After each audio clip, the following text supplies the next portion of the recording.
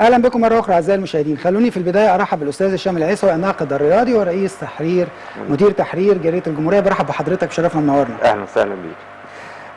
خليني ابدا مع حضرتك سريعا لان عندنا موضوعات كتير هنتكلم فيها بالاخبار اللي حضرتك سمعتها، لو ليك تعليق عليها. حضرتك يمكن في الفصل قلت لي على خبرين. هبدا بالاجتماع الخاص بروابط الانديه العالميه اللي هيتم في منطقه الاهرامات يومي 14 و 15 نوفمبر ان شاء الله. بسم الله الرحمن الرحيم. انا شايف ان ده شيء كويس، يعني ان الرابطه المصريه ان هي يعني تعمل دعوه للرابطات على مستوى العالم ويتم الانعقاد في القاهره. فده شيء كويس كدعايه للاتحاد للرابطه المصريه، وبالظبط كمان هي بتفيدك في ان تعرف خبرات الاخرين، يعني ازاي ان انا اقدر اتلاشى الاخطاء اللي كانت موجوده عندي واعرف خبراتهم واكتسبها. ده مش عيب ان انا اطلع على كل الروابط العالميه وان انا اقدر الم بالجداول بتاعتهم، ازاي ان انا اقدر استفيد بان انا اعمل جداول للدوري بتاعي وللكاس بشكل مسبق للفترات الدور الاول والدور الثاني. خدت بال حضرتك؟ فطبعا كل الكلام ده لابد ان انا استفاد بيه، استغل الفرصه اللي موجوده هنا واعمل دعايه كبيره جدا للرابطه المصريه، واعرف العالم كله ان الرابطه المصريه موجود فيها 1 2 3 4 الشكل الدوري بتاعنا عامل ازاي، المسابقات الموجوده عندنا. اكيد طبعا هتتناقش كل الامور دي في الاجتماعات اللي هتتم خلال فتره انعقاد الملتقى.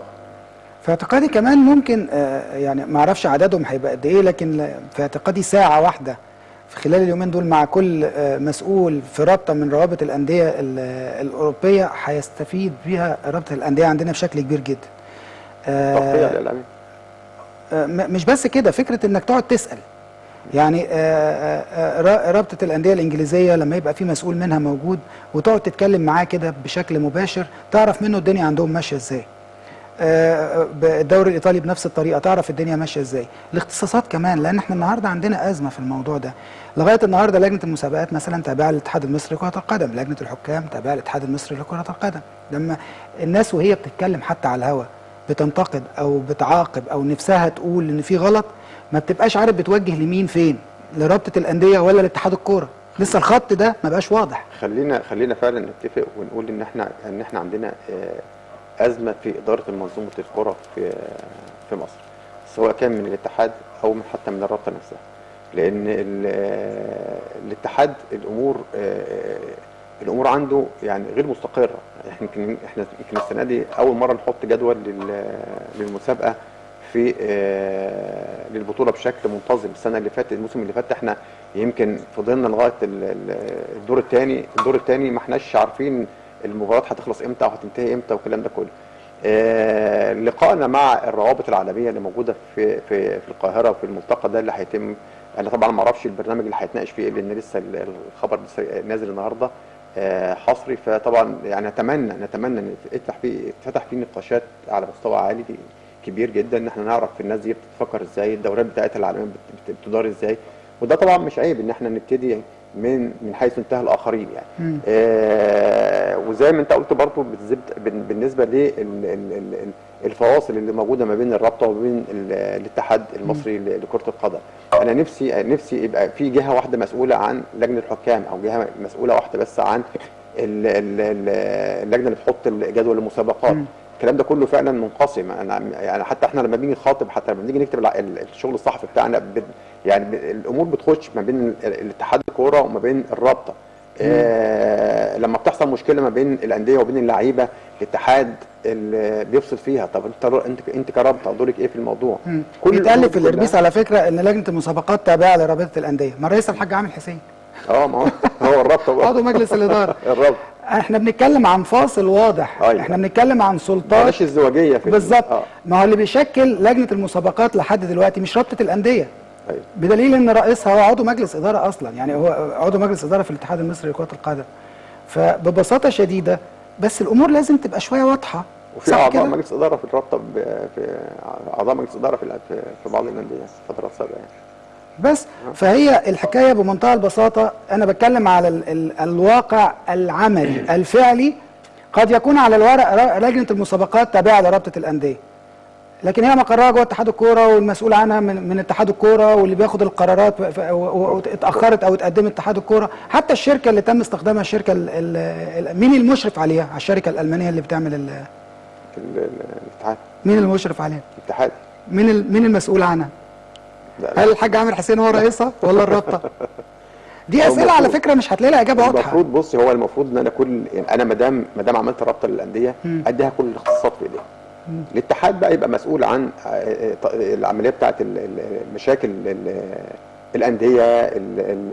يعني مثلا انا عندي مشكله مثلا والنصر في بورسعيد مثلا، عندي مشكله في الملعب، عندي مشكله في الفريق دايما بيترحل من مكان لمكان، فانا بخاطب مين؟ بخاطب الاتحاد. بعد كده بخاطب الرابطه، بترد عليا باختيار الملاعب الجديده. طب انا بخاطب الاتحاد ولا هخاطب الرابطه؟ الرابطه بترد عليا في ان انا هنختار الملعب برج العرب او ملعب السويس. تمام. فانا عندي برضو مشكله الاتحاد برضو بالنسبه للبطولات الافريقيه. انا لسه جاي لي النهارده جواب في بورسعيد، امبارح جواب في بورسعيد ان احنا هنلعب في استاد هيئه قناه السويس في الاسماعيليه بالنسبه للبطولات الكونفدراليه. نعم. فطبعا انا عندي الامور برضو مش واضحه، هل انا اجي اخاطب الاتحاد ولا اخاطب الرابطه؟ كل الامور دي برضو بتبقى محتاجه. خلاص الكونفدراليه هتخاطب الاتحاد. ما هو الاتحاد رد علينا. طبعا هتخاطب الاتحاد. دي واضحه شويه. بما انه افريقيا، لان الاتحاد الافريقي بيتعامل مع اتحادات. ما احنا ساعات بنلتمس، هيتعامل مع اتحاد ما احنا بنلتمس مثلا الرابطه، لان الرابطه مثلا احنا عندنا عضو من بورسعيد دكتور شريف صالح، فهو احد اعضاء رابطه الانديه. لا وصل، ده موضوع تاني. بس مالهاش علاقه بالقنوات معاه علشان ما هو احدى الخطوط اللي بتوصلني لتحقيق الاهداف بتاعتي. نعم. طيب في خبر كمان اللي له علاقه بالقسم الثالث. بسبب سياره تكريم الموتى، اتحاد الكره بيعتبر مركز شباب العمريه منتصرا على ابو حمص. المباراه ما اتلعبتش ولان ما كانش في سياره اسعاف. يعني هقول لك على حاجه، هو طبعا سياره الاسعاف لازم تبقى موجوده، حتى طبعا. لو انا بلعب مش كوره بس، اي بطوله رياضيه موجوده في اي لازم مكان سياره اسعاف، لازم سياره الاسعاف موجوده. طبعا مراكز الشباب والانديه اللي في الكره والنجوم والكلام ده كله يعني عندها مشاكل كبير جدا، مشاكل ماليه. فانا يعني صعب جدا احملها ان هي تدفع مصاريف سياره الاسعاف. سياره الاسعاف تقريبا بتاخد لها حوالي 1500 جنيه. لو انا هلعب مثلا في الشهر او في اربع مباريات مثلا، محتاج لي مثلا فوق ال 10000 جنيه او ال 7000 جنيه. طيب انا كمركز شباب، ما انا عندي برضو التزامات اخرى بالنسبه للعيبه، عندي انفاقات اخرى على المصاريف. ده في بعض الانديه وبعض مراكز الشباب ما عندهمش تيشيرتات تلعب بيها المباريات. في انا يمكن حصلت موقف السنه اللي فاتت تقريبا او اللي قبلها، ان بعض اللعيبه كانت بتغير تيشيرتات مع بعض لما التيشيرت اللعيب اتقطع. خدت بالك؟ فطبعا انا لابد ان انا احط الموضوع ده حد. يعني انا اتمنى ان اتحاد الكوره او المناطق تبقى مسؤوله عن موضوع العربيات ده.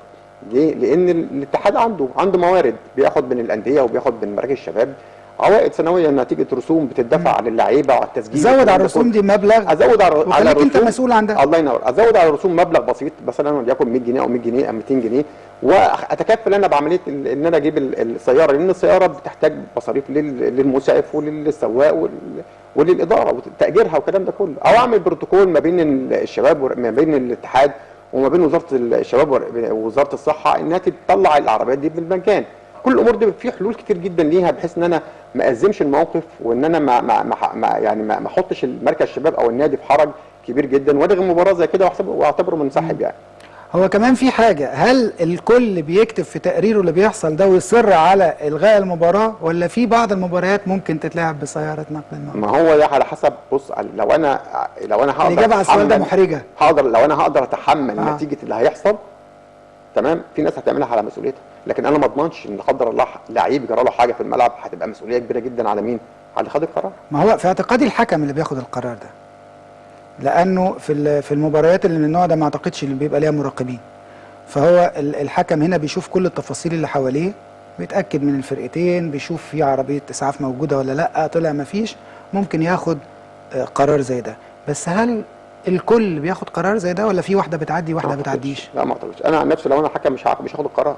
لا، صعب جدا يعني اتحمل نتيجه حد لا قدر الله يجرى له حاجه، لان انت الكوره فيها ممكن يبلع لسان، وممكن تجيله ازمه قلبيه، هبوط، الكلام ده كله، ممكن تبقى اصابه خطره جدا في الدماغ والحاجات دي كلها. فطبعا انا ما اقدرش يعني، عشان كده حياه البني ادم دي انسانيا يعني انسانيا يعني كل الامور اللي تتعلق بحياه الانسان انا لابد ان انا احافظ عليها. عشان كده لان احنا بنتكلم على حياه البني ادم، وده شيء في منتهى طبعا الاهميه.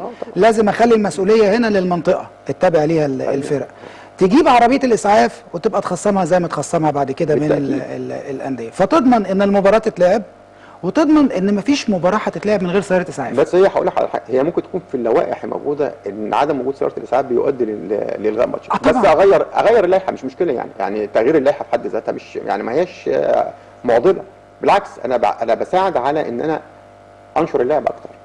انا لما احط عوائق قدام نشر اللعبه بالشكل ده يبقى انا كده مش يعني زي ما احنا قلنا لو انا بمشيها بالود والكلام ده كله مش هتلعب. انا متاكد ان في على مدار سنين فاتت في عربيات في مباريات اتلعبت بعربيه نقل موت عادي جدا، هي عربيه واقفه، انت شايفها عربيه واقفه مقفوله، العب يا عم المباراه تلعب وربنا الستار، ربنا اللي بيستر. طب انا هقول لك على حاجه، انا كنت حاضر بطوله في استاد القاهره من كام سنه في استاد القاهره. استاد القاهره، وكانت بطوله العاب قوه، ما كانش فيها عربيه اسعاف، واحد اللاعبين اصيب مستحيل، وانا بنفسي اللي اتصلت بالاسعاف وخليته يجي. والله من كام سنه، لان انا كنت متواجد، انا كنت نائب رئيس منطقه بورسعيد اللي على بقوه، فكنت متواجد هناك في البطوله.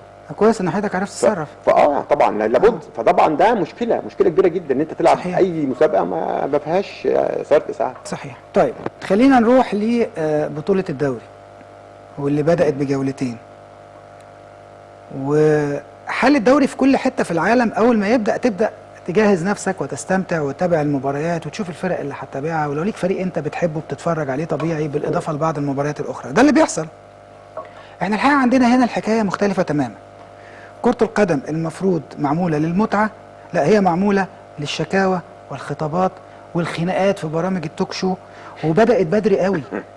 يعني بدات من اول الجوله الاولى. طب لما نوصل لل 17 هنعمل ايه؟ ولسه في حاجات تانية بعد ال 17 كمان. فانا محتاج اخد راي حضرتك في اللي بيحصل ده. يتسمى ايه مع انطلاقه لمسابقه هي في الاساس ترفيهيه حتى وان كانت مهمه ولها استثمارات؟ بص انا هقول لك على حاجه، يعني المفروض ان انا الدوري يبدا زي ما احنا قلنا واتفقنا في الاول منظم. ثاني حاجه لابد ان انا احقق العداله. الهدف من المباريات والهدف اللي حطه الفيفا ان نشر اللعبه كره القدم واللعبه هتنتشر في العالم عن طريق تحقيق العداله. ممكن بس نعدلها اكبر قدر من العداله، لان في بشر عمرنا ما هنظبطها. لا انا يعني اكبر قدر من العداله. ما فيش حد، ما هو عامه يعني هو الحكم داخل الملعب مش هيطلع بنسبه 100%. مستحيل. استحاله. لو انا في مصر هنا طلع بنسبه 75% 80% انا ببقى راضي. بالنسبه للدول العالم الثانيه الاخطاء بتبقى متفاوته، ما بتبقاش جوهريه يعني، وما تبقاش زي ما موجود عندنا هنا. انا كل شويه اوقف الفار عشان اروح اشوف الكره ديت بنالتي ولا لا، ولا فيها ضربه، ولا فيها تحتاج كارت احمر ولا كارت اصفر. الكلام ده ما بيحصلش. قرار الحكم بيطلع والفار لو عنده تعقيب بيقوله. خدت بال حضرتك؟ لكن الموجود عندنا شيء مختلف خالص يعني. تحقيق العداله المنشوده، انا اتمنى ان احنا يبقى عندنا دوري انا ما بفتح التلفزيون ما احولش عليه عشان اتفرج على ليفربول او الدوري الاوروبي. خدت بال حضرتك؟ لا انا عايز افتح التلفزيون المصري اتفرج على ماتش، اشوف حتى شكل للعيبه في الاداء عالي مختلف جدا عن اللي احنا بنشوفه حاليا. انا ما بشوفش كوره في الدوري المصري. انا بشوف مجموعه من اللعيبه بتجري ورا الكوره. خدت بال حضرتك؟ يعني فريق يمكن يعني فريق او اثنين في الدوري المصري او ثلاثه على اقصى تقدير اللي بيلعبوا كوره سليمه وكوره صحيحه. بقيه الانديه انا شايف ان هي بتلعب كوره ارتجاليه اكتر منها منظمه. حتى لو انت عندك خطه اللعيب النازل اللاعب المصري، معلش الصوره في الكلمه، هو ذهنيا مش فاضي او مش فاضي، هو مش قادر يستوعب الخطط التكتيكيه اللي بيحطها المدير الفني. خدت بالك؟ فانا نفسي ان انا لما اتفرج على ماتش كوره اتفرج على ماتش كوره فيها نظام، فيها شكل في الاداء، في الحلاوه، في الباص، في التسديدات، في الجمل التكتيكيه اللي بتتم بين اللعيبه. لكن ان انا اشوف الكوره بتتناقل من رجل لرجل ما تتعداش ثلاثه باص وبعد كده يبقى في ميس باص، صعب جدا، صعب. لكن انا يعني انا اتمنى ان احنا نبعد عن المشاكل في المباريات. ما نحاولش بقدر الامكان ان احنا نقف على كل اداء على الحكم مختلف مع رغبتي كجمهور او كمجلس اداره كلاعيبه، ان انا اثير المشاكل داخل المستطيل الاخضر واثير المشاكل على السوشيال ميديا. لان طبعا تحولت السوشيال ميديا دلوقتي لخناقات انتقلت للبرامج الرياضيه البرامج الرياضيه على الفضائيات.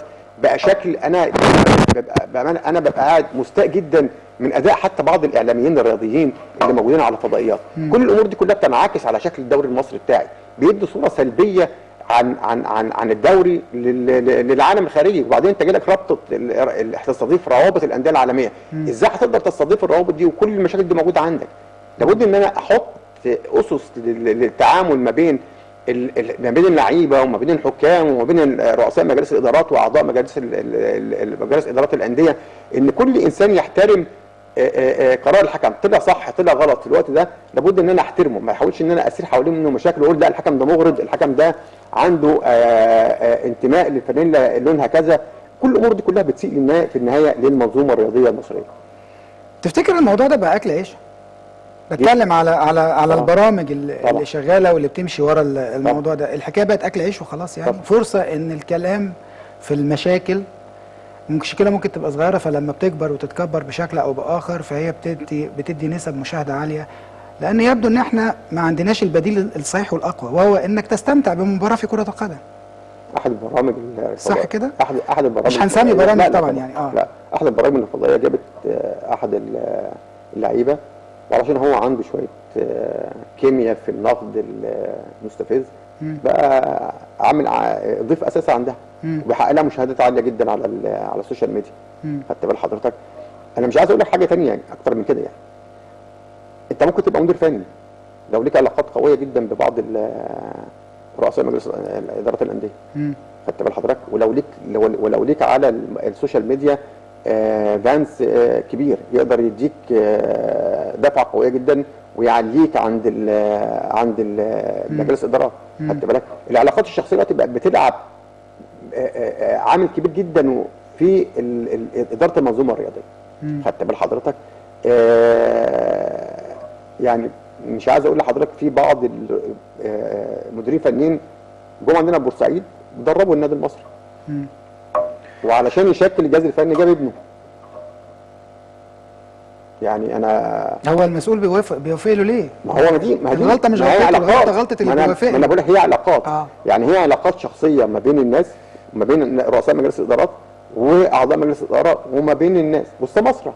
ما هو اللعيبه بتروح بعض الانديه عن طريق السماسره. السماسره لابد بعلاقاتها مع رؤساء مجالس الادارات بتتم الموضوع بتدار. انا دي وجهه نظري يعني. الامور بتدار بهذا الشكل في بعض الانديه. طبعا في لعيبه بتيجي بعض الانديه ما بتلعبش، ما بتحطش رجلها على الملعب، وتيجي تفاجئ ان هو رفع عليك قضيه في الفيفا انه عايز منك 50 مليون جنيه. حصلت مع النادي المصري. يعني النادي المصري لسه السنه اللي فاتت دافع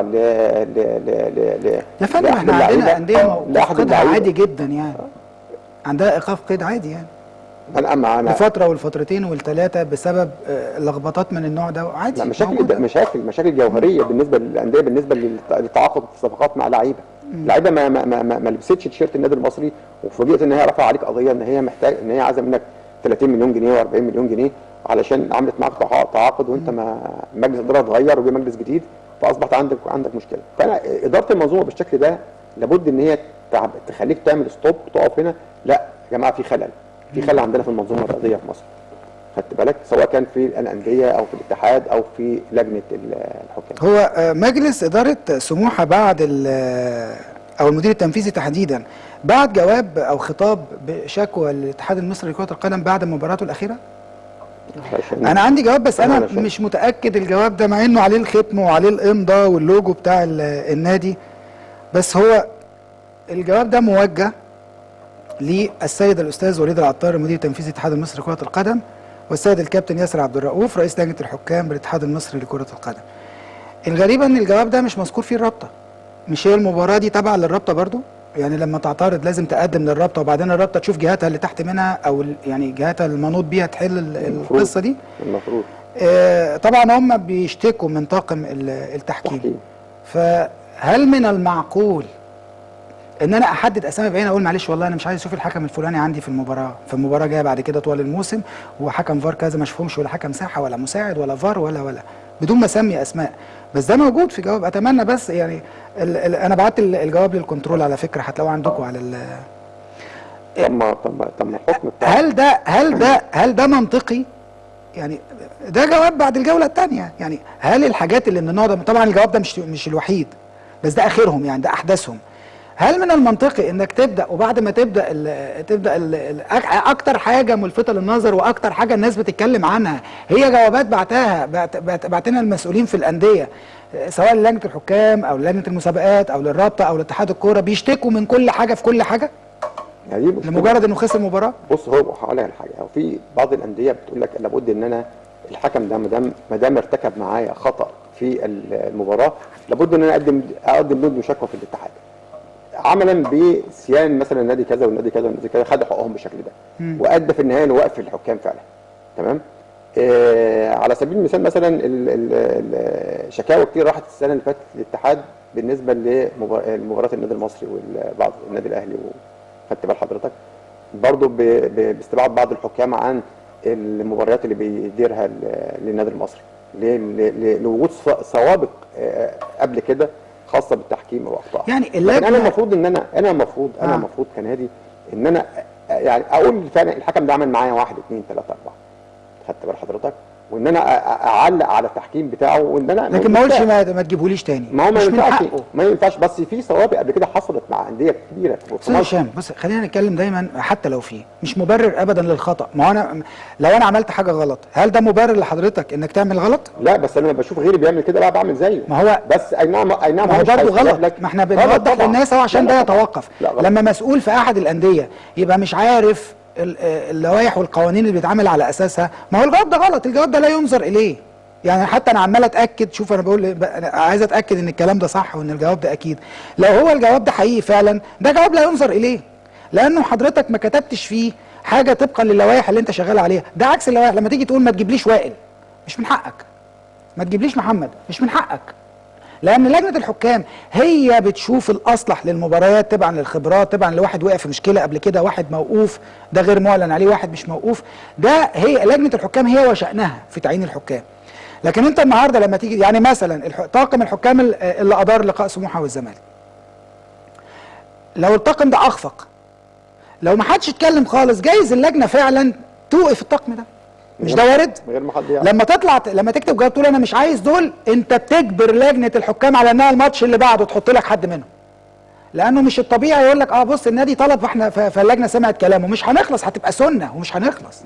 بص هقول لك على حاجه، انا لا يصح الا الصحيح عشان نبقى واضحين.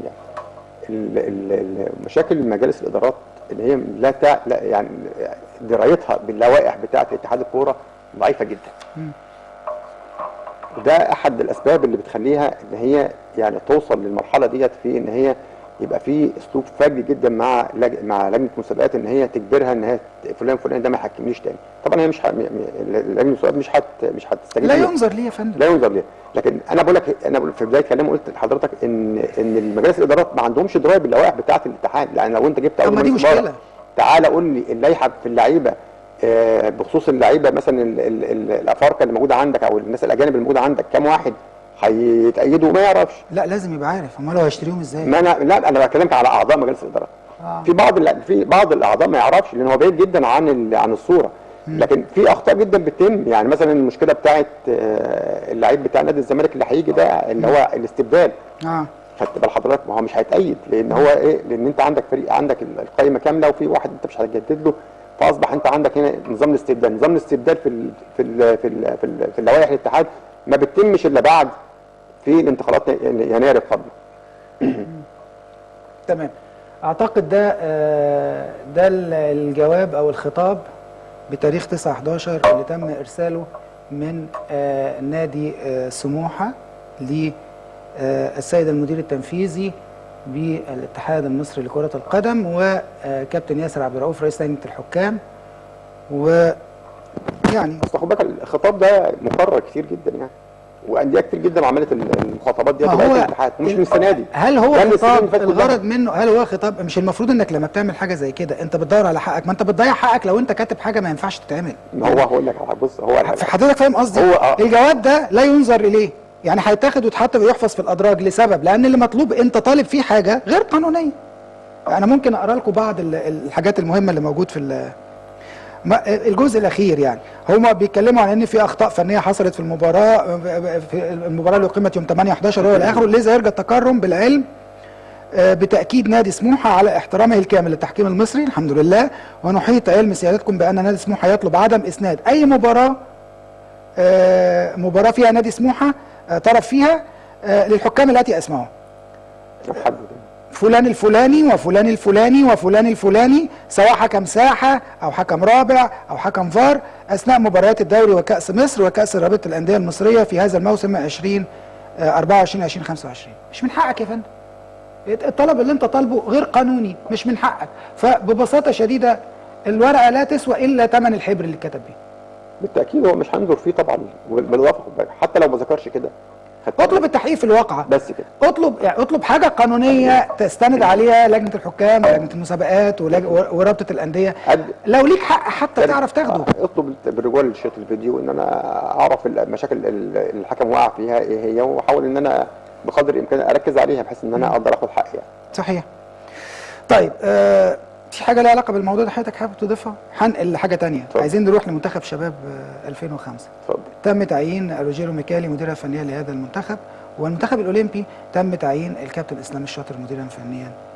عايز اخد راي حضرتك في الخطوتين دول، الى اي مدى، طبعا كل واحده منفصله، الى اي مدى الخطوتين دول نقدر نقول جيدين او مفيدين للمنتخبات دي؟ بص هو يمكن كابتن اسلام الشاطر من ساعه يمكن ما بطل لعب انا يعني ما اذكرش ان هو درب في بعض الانديه حتى الدرجه الثانيه والثالثه، او حتى خد موقع اداري في الجهاز الفني للنادي الاهلي.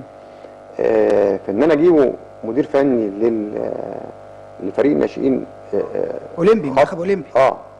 المنتخب الاولمبي خطوه واحده اعتقد ان فيها مجازفه. هو بس ايه استحقاقات المنتخب الاولمبي؟ انا ما اعرفش الحقيقه. يعني هل المنتخب الاولمبي عنده حاجه الفتره اللي جايه؟ مشاركات؟ هو الجدول بتاعه تقريبا انا مش مطلع عليه، لكن هنشغل فريق الاعدادي يجيب لنا المعلومات. هل هناك استحقاقات للمنتخب الاولمبي في القريب العاجل؟ فانا مش عايز توصل للمرحله للمجاملات في الامور اللي زي ديت، يعني قطاعات الناشئين الفرق القوميه دي بالذات لابد ان انا اجيب ناس يعني لديها الخبره الكبيره جدا ان انا احاول بقدر الامكان ان انا امسكها الفريق. ميكالي ده على اعتقد يعني من ضمن الخطوات الكويسه اللي انا بقدمها للمنتخبات القوميه عندنا. انا كان نفسي ان انا امسك للمنتخب الاولمبي.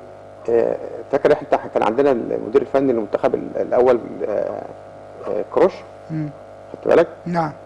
عمل نتائج كويس جدا مع الفريق في المنتخب الاول، وتم الاستغناء عنه. كنت اتمنى ان هو يمسك في القطاعات منتخبات الناشئين بالمنتخب الاولمبي، كان هيفرق معاه كتير جدا. يعني هو مش بالضروره ينجح، هل هو بيقدر يطلع نجوم ولا ما بيقدرش؟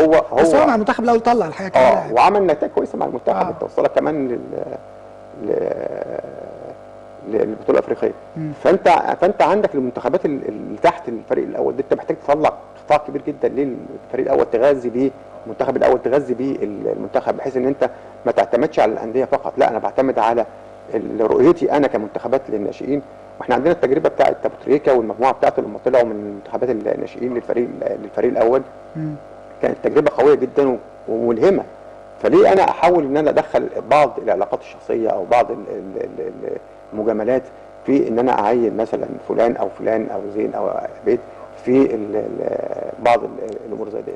فطبعا انا فالمنتخب الاولمبي، فانا وبعدين المنتخب الاولمبي بالذات يعني الامور كلها هناك فيها بعض المسائل، الامور فيها انا اعتقد ان هي محتاجه ايه ضبط اكتر من الامور ديت. فاسلام الشاطر انا اتمنى له ان هو ربنا يوفقه في مع كل التوفيق ليه طبعا. لكن طبعا انا اتمنى هو السؤال ايه هي استحقاقات المنتخب الاولمبي وليس الشباب. تمام. 2005 المنتخب الاولمبي عنده ايه الفتره اللي جايه؟ يعني اول بطوله هيشارك فيها هتبقى ايه؟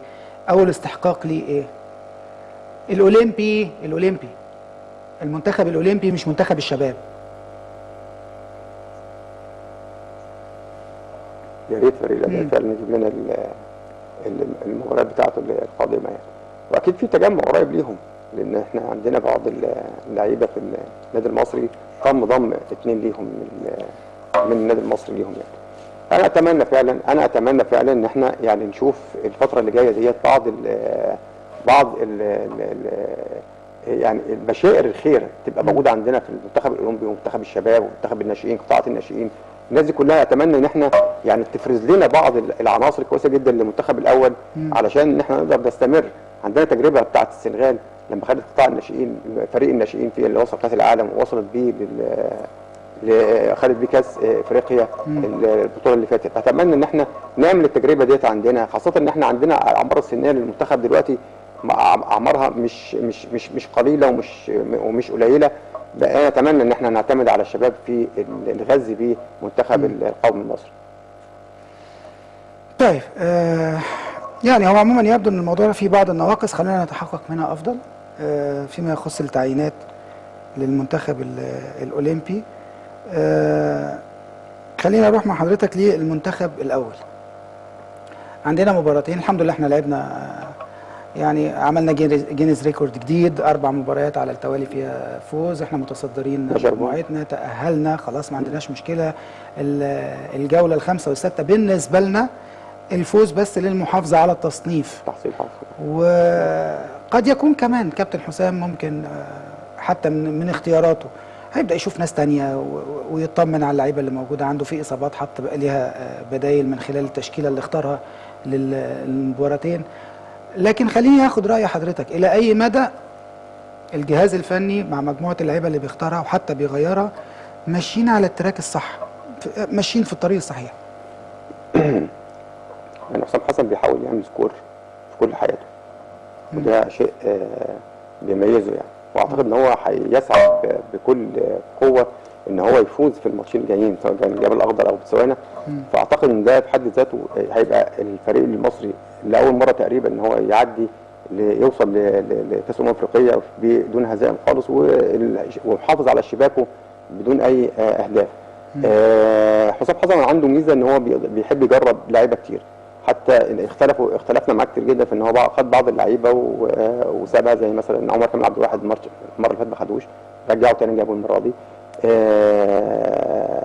احمد عيد في المصري برضه المره دي ما خدوش.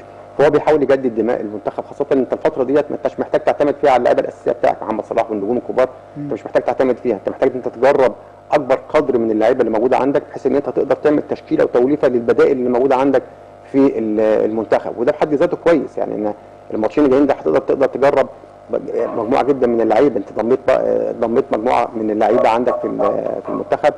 فاعتقد ان انت هتقدر تعمل تشكيله كويسه للفتره اللي جايه تعتمد عليها في مستقبليا، حتى لو ما استمرش معاك وصعدوا في البطوله الافريقيه. انت خلاص جربتهم وقدرت انت تشوف مستواهم ايه على ارض الواقع وفي بطولات قويه يعني.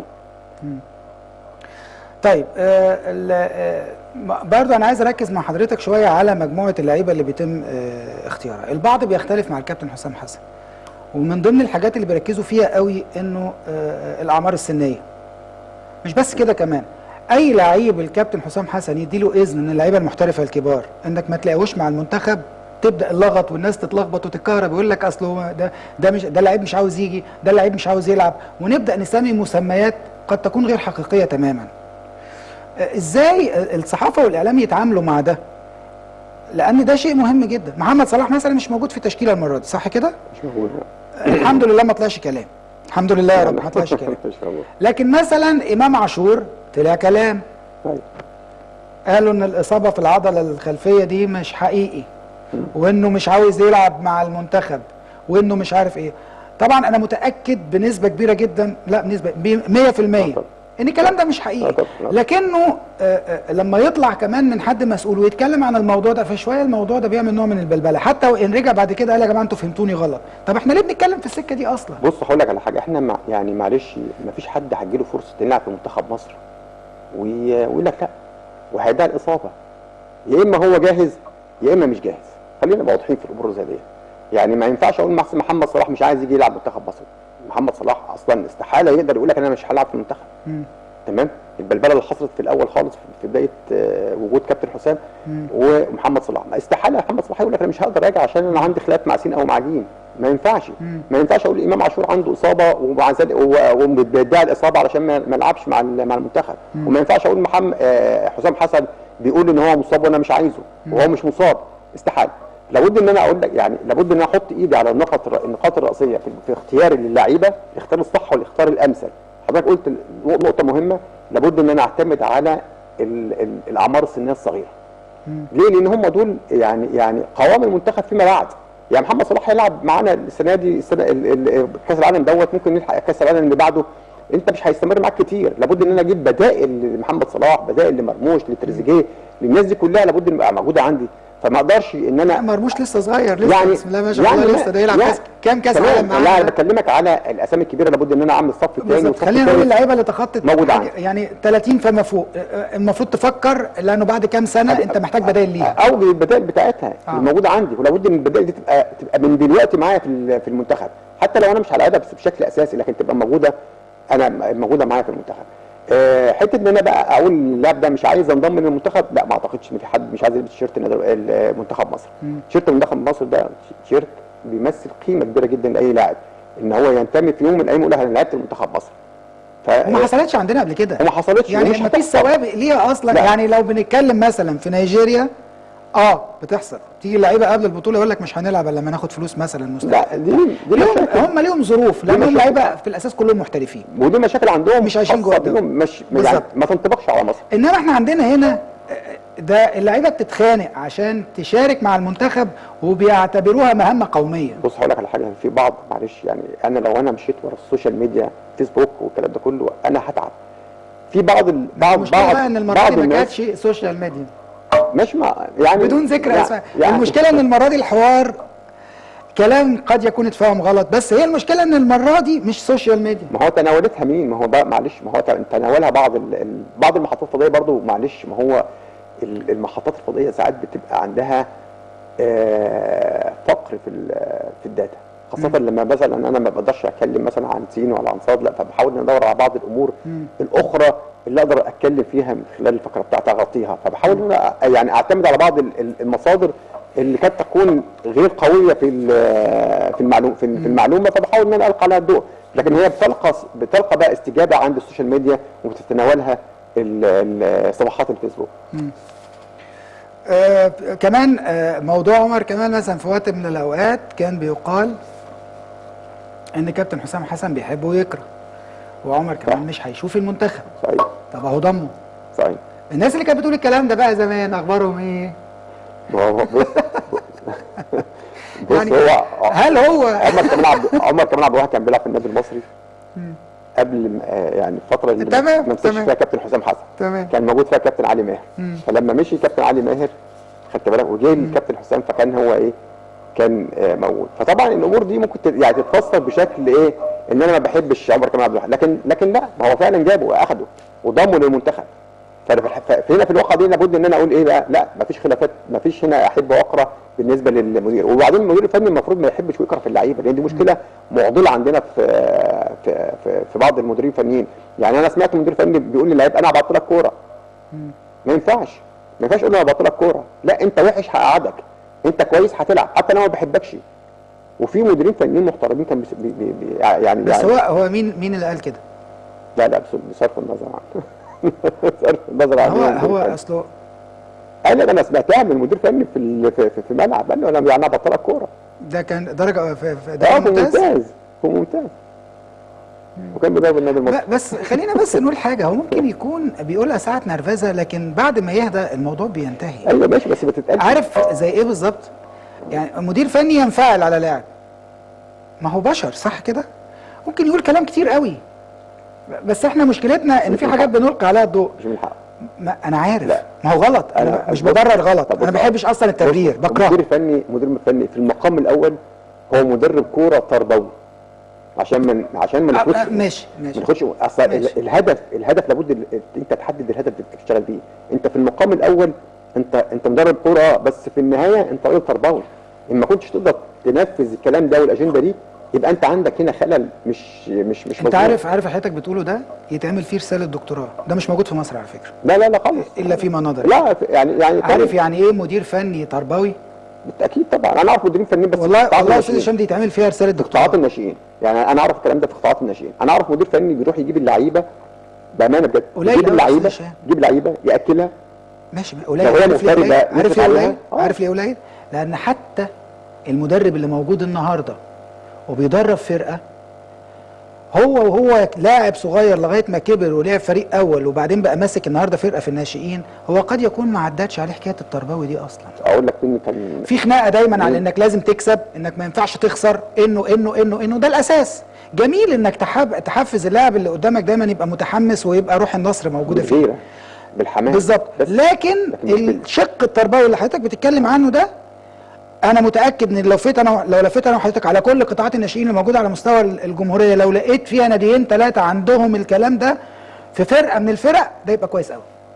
بالتاكيد طبعا. انا بقول موجود في قطاعات الناشئين، لان قطاعات الناشئين يعني ما فيش الضوء مش ملقى عليها بشكل كبير، والمدير الفني بيحاول بقدر الامكان ينحت في الصخره عشان يطلع لعيب كويس، وفي النهايه يرجع يقول انا الكابتن فلان وفلان هو اللي طلعني، ولو كان نجم يعني لعيب، يعني لو فلان وفلان هو اللي طلعني. الشيء بشيء يذكر كابتن عليه رحمه الله، كابتن ايهاب جلال. الله يرحمه. بص، كابتن ايهاب جلال مدرب تربوي، انا شفته وتعاملت معاه، ولما كان في النادي المصري كان بيستخدم هذا الاسلوب مع اللعيبه. كان اللعيب اللي عنده مشكله كان بيجيبه يقعد معاه يحل له مشكلته. سافرنا بعض السفريات معاه في النادي المصري، وارتبطت بيه فتره كبيره جدا لما سافرنا موريتانيا. انسان او انسان وخلق عالي جدا جدا جدا جدا، حتى في عز ازمته مع النادي المصري لما حصل مشكله وكامل ابو علي مشاه. انا واحد من الناس كلمت مستر كامل قلت له لو سمحت ما تمشيهوش، دي مؤامره حقيقه ضده، ولو سمحت اعرف الموضوع كويس جدا وما تمشيهوش، لان انت كده في اهانه ليه انه يمشي. ومع الاسف الشديد وهو كان ايهاب جلال من النوع يعني اللي بيتحمل على اعصابه كتير جدا. ده طبع البشر عندنا. احنا عندنا الناس ما بتذكرش محاسنها الا لما بتموت. لا والله احنا قلنا كلمه حق في حياته وهو موجود. انا قلت الكلام ده تمام. انا الكلام على المستوى العام، يعني الكلام مش في المطلق. يعني اكيد في نسب، احنا بشر في نسب، بس هي جرت العاده كده. يعني ناس تلاقيها بتتعب كتير يعني كابتن ايهاب جلال على مدار تاريخه لما تيجي الله يرحمه يا رب، اتكرم كم مره؟ مره. اتضغط عليه كم مره بقى؟ كتير. هي الفكره في كده كتير. ولما توفاه الله مش هتسمع حد بيتكلم عنه الا لما بيتكلم عنه كويس، صح كده؟ صحيح. هي الفكره كده. احنا عندنا البني ادم ما بيتكرمش احسن تكريم الا لما يموت. طب ما تكرمه وهو عايش، على الاقل يحس بيك ويحس بان اللي بيعمله ليه قيمه. صحيح. في حاجات بتعمل حتى لو بسيطه في الدنيا عموما، مش بس في الرياضه، بتبقى لها قيمه. صحيح. انت ما بتحسش بيها الا لما اللي قدامك يحسسك انه استفاد منها. صحيح. او انه بيثني عليها وبيشوفها حتى كمان، فتديك تفاؤل وامل للي جاي. طب لو ده مش موجود، صحيح، معاها انت بقى شويه بشويه هتيأس، هتفقد الامل. وده بيحصل مع ناس كتير في مجالات كتير للاسف. يعني انا اتمنى يبقى المدير الفني عندنا في مصر مدير فني قروي تربوي، يعني بامانه حتى يبقى في جزء في التدريب، لازم يبقى طالع كده، جزء في التدريب، ولازم يبقى دارس كده بتاع الاتحاد. ولازم يبقى في دراسات علميه بتأهل للكلام ده قبل ما تمسكوا قطاع الناشئين. لازم يبقى ده موجود. بمناسبه التربوي من عدمه برضو، ما الموضوع ده فيه شق منه تربوي. الفتره اللي فاتت دي اكيد حضرتك سمعت عن الازمه بتاعه التسنين. كارثه. ما هي دي الازمه دي هي بتعتمد على الضمير والادب والاخلاق، صح كده؟ مش دي طبعا، مش بتهم حد. طبعا. في بعض الاحيان الانديه بيروح لها ورق سليم وبتبقى مش عارفه تعمل ايه، وده بيحصل على فكره. لكنه في الاخر هي دي ازمه من الازمات لابد من التعامل معاها، لانها كان زمان بنشتكي ان الانديه الافريقيه او الفرق في المنتخبات الافريقيه في الاعمار السنيه الصغيره مسننين وبيلعبوا معانا بلعيبه كبار في السن، وكانت منتشره في افريقيا بشكل كبير جدا. دلوقتي بقت منتشره عندنا بشكل كبير جدا مع التطور وبنتقفش. بص هقول لك على مع التطور هي مش هتقال غير كده، بنتمسك. هقول لحضرتك على حاجه. اتفضل. مصر كان فيها الموضوع ده زمان، بس كان زمان كان في امتى بقى؟ كان في مناطق زي منطقه العريش، سينا، كان بعض الناس اشمعنى يعني؟ هقول لك ليه. لان بعض الشباب الصغير ما كانش بيروح مدرسه، وما كانش بيتعلم، وما كانش بيتعمل له شهاده ميلاد، فكان بيعتمد ان هو قاعد مع والده وبيشتغل والكلام ده كله وخلاص. حتى انا يمكن لاحظناها في بعض الالعاب الفرديه زي العاب القوه والكلام ده كله، كان في بعض اللعيبه كانت بتلعب مسننه، فلما يجي يلعب بقى وبيظهر بتعمل له شهاده ميلاد وبتسنن. افريقيا نفس الحكايه اللي بينطبق على عندنا في بس انا المناطق حضرتك على حاجه، مش هينفع اعدي الحته بتاعت سينا والعريش دي، لانه ده زمان الكلام ده مش من النهارده، ده الكلام ده مثلا من 30 سنه او 40 سنه. خليني اقول لك النهارده في سينا والعريش لو دورت على نسبه الاميه اللي موجوده لا تتعدى ال 2-3%. لا ما شاء الله. لا الكلام ده اختلف. متعلمين ومثقفين ومن عندهم دكاتره في مجالات كتير على فكره. الكلام ده كلامك ده وده كلام انا لمسته من زمان. لا الكلام ده كان من زمان جدا، فعشان اصلا لا شيء بشيء بيذكر يعني. افريقيا نفس الحكايه، يعني افريقيا بالنسبه للتعليم والكلام ده كله هم بعيدين ان المدنيه ذات نفسها في افريقيا ما وصلتش غير في الفتره الاخيره. فحته التسنين دي ان انا اعمل التسنين ده حاليا دلوقتي عندي في بعض الاتحادات المصريه، دي كارثه، دي قضيه تزوير رسمي، لابد ان اللي متسبب فيها يتحاسب عليها. خدت بال حضرتك ليه؟ ما ينفعش ان انا الاعب لعيب لما اوظف الكلمه يعني طلعت له لحيه وطلع له شارب والكلام ده كله مع طفل لسه وعنده 14 سنه، يعني ما ينفعش يعني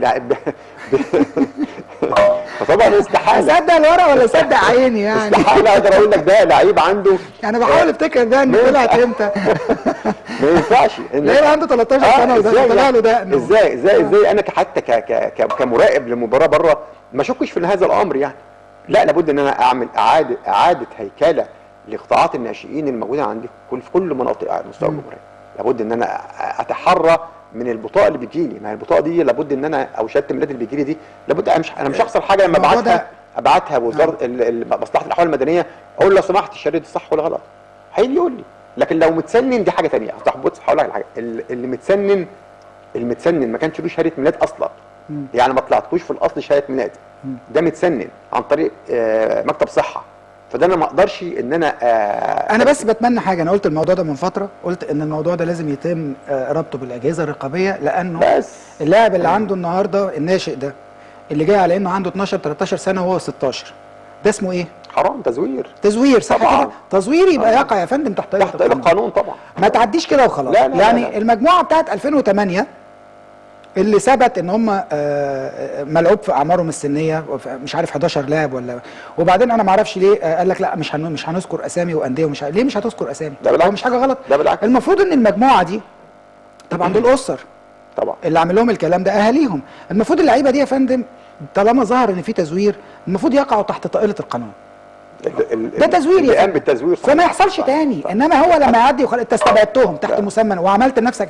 احنا بنفرق قطاعات الناشئين على فكره من لعيبه كويسه اعمار سنها، ما هو انت اللي دخل ده خد مكان واحد كان ممكن يدخل مكانه، يستحق صح كده؟ طبعا لانه انت جايبه في سن ضخم بسم الله ما شاء الله وعنده لياقه بدنيه اعلى من اللي يستحق، فانت بتاخد الجاهز وورقه سليم. اكيد طبعا. فلما يثبت حاجه زي كده لازم تتراجع يا فندم، ولازم يتم محاسبه الناس دي، ما تتسابش الحكايه كده. لازم حتى هيبقى رادع لغيره كمان. انا ببقى اللي غيري لو حب يعمل نفس الكلام ده هيبقى عارف ان في عقوبات وقعت على فلان ولا فلان ولا فلان. طيب سريعا في موضوع كمان عايز اخده مع حضرتك، انه انا اتكلمت في الموضوع ده من سنتين، بس يبدو ان بعض الساده النجوم لما بداوا يتكلموا عنه دلوقتي فبدا يظهر على السطح فكره انك يبقى عندك نادي بيتسمى نادي شركات، مع ان الكلمه دي لازم تتلغي لان كره القدم بقت كلها انديه شركات. يعني النادي الاهلي عنده شركه كوره طبقا للنظام الاحترافي الجديد، بس فكره ان في نادي ما عندوش جمهور، وانا كنت ده من سنتين يمكن واكتر بدات مع بيراميدز بالحكايه دي، بان فرقه كويسه ينقصها حاجه واحده، لعيبه كويسه قوي ينقصها حاجه واحده اللي يشجعهم عشان يخليهم زي المكن في ارض الملعب، فمحتاجين جمهور. فاتكلمت انه ليه الاستثمار ده ما يندمجش، ان لما يبقى عندك فرقه بالشكل ده ملهاش جمهور ليه ما تندمجش مع نادي ما عندوش فلوس خالص، عنده ازمه دايما وعمال ينزل من درجه لادنى وهو عنده جمهور في محافظه، فنربط الانديه دي بالمحافظات مع انديه وندمجها مع بعض. خد الاسم بتاع الاكثر نجوميه واللي له جمهور، ويعمل استثمار ويعمل دمج. بدأ الكلام ده دكتور ميمي عبد الرازق المدير الفني السابق لسموحه بدأ يتكلم عن الموضوع ده، كابتن شريف عبد المنعم نجم الاهلي السابق بدأ يتكلم عن الموضوع ده. مين تاني يا جماعه؟ محمد زرومبا. كابتن ياسر ريان ياسر ريان نجم الاهلي. يا دكتور محمد زرومبا عندنا بوشكا عمل رساله دكتوراه، رساله انا بقالي سنتين بس تمام، مش مهم مين اللي قال، المهم ان الموضوع بدأ يتنقل. ليه ما يحصلش الدمج ده فعلا ويتربط بالمحافظات عشان يبقى فيه جمهور؟ بص هقول لحضرتك على حاجه، يعني خلينا برضو يعني واقعيين شويه بالنسبه للانديه بتاعت الشركات.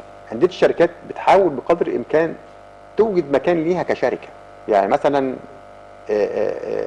بيراميدز، البنك الاهلي، سيراميكا، الجونه، الانديه دي كلها. انا اعتقد ان انا شايف ان من الظلم ان انت تاخد شركه تديها النادي جماهيري يشتغل بيها، لكن انا عندي حل تاني، اقتراح ممكن. لا انا مش هديها لنادي جماهيري، مين اللي قال كده؟ لا ترعاه. لا برضه تدمجهم ببعض، الاثنين هيبقوا نادي واحد بس باصول. مين اللي داير ومين اللي بيصرف؟ ما هو ده اللي الشركه، ما هو ده اللي بالظبط كده. ما هيبقى هم هيندمجوا علشان في الاخر يبقى في جمهور. لا انا هقول لك على اقتراح تاني، المفروض ان كل نادي بيدفع رسوم في الاتحاد كرسم لقيد اللعيبه، الاشتراك في البطوله، في المسابقات، الكلام ده تمام. انا ما اسويش النادي الاستثماري زي البنك الاهلي بالنادي الجماهيري زي الاتحاد او الاسماعيلي او المصري. ثانيه واحده بس، ما انا هقول لك. لابد ان انا حتى، طب سيبك من توزيع الفلوس بتاعه حق البث لماتشات. ازاي انا اساوي الفريق الشركات اللي بيعمل دعايه للتيشيرت بتاعه والاسم بتاعه بفريق زي النادي المصري او الاسماعيلي او الاتحاد؟ ازاي اسويه؟ ما هي فعلا مش متساويه. لا مش لا متساويه، كل الفرق كلهم بياخدوا زي بعض. خدت بالك؟ لابد ان انا اراعي الكلام ده طبعا. لا ولا اهلي ولا زمالك هيوافقوا على الكلام ده، لا طبعا. ده عشان انت تقدر دي تحافظ. بص عشان تقدر تحافظ على الانديه الجماهيريه، لان الانديه الجماهيريه بتتلاشى. هي فين المنصوره؟ فين معلش يعني انا ادي، معلش احنا وقتنا خلص للاسف، بس سريعا جدا. يعني انا مثلا نادي ترتيبه العاشر وبيراميدز بيلعب في دوري ابطال افريقيا، ما ينفعش ادي نادي ترتيبه العاشر اديله اكتر تحت مسمى انه جمهور، اديله اكتر من بيراميدز مثلا لو في تقسيمه. ده منتهى الظلم. طب هو برضه من الظلم ان انا اجيب الانديه بتاعت واعمل دمج بينها وبين الانديه الجماهيريه. لان النادي الجماهيري، بص النادي الجماهيري في النهايه مش محتاج غير التيشيرت بتاع النادي بتاعه، مش عايز تحط عليه برد. الحسبه مش كده. عموما احنا وقتنا انتهى، ممكن نبناش الموضوع ده مره ثانيه لانه موضوع كبير جدا. شرفتنا ونورتنا يا سيدي. اشكرك شكرا جزيلا. سعيد بيك.